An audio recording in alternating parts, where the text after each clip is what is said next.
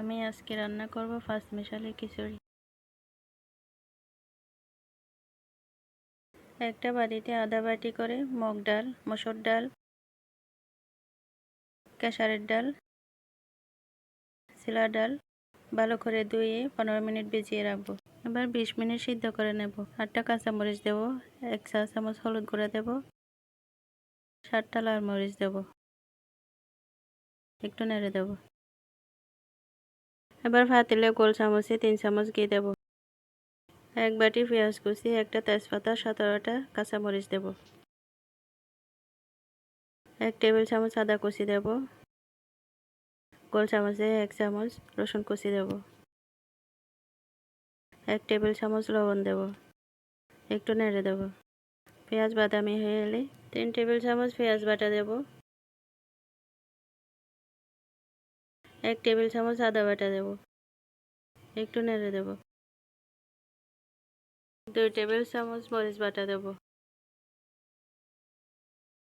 1 চা চামচ হলুদ গুঁড়া দেব। 2 চা চামচ ধনে গুঁড়া দেব। 1 চা চামচ জিরা গুঁড়া দেব।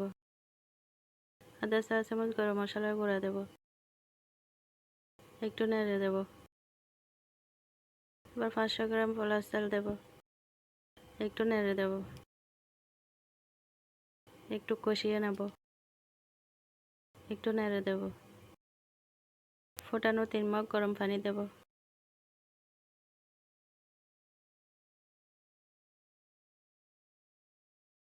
একটু নেড়ে দেব।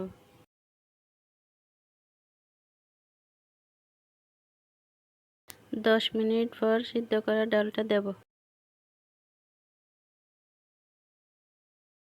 একটু নেড়ে দেব।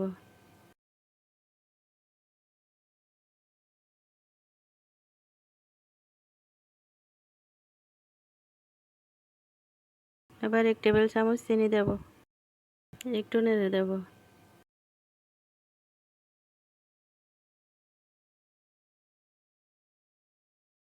এবার পরিবেশন করব মজাদার 5 মিশালি খিচুড়ি।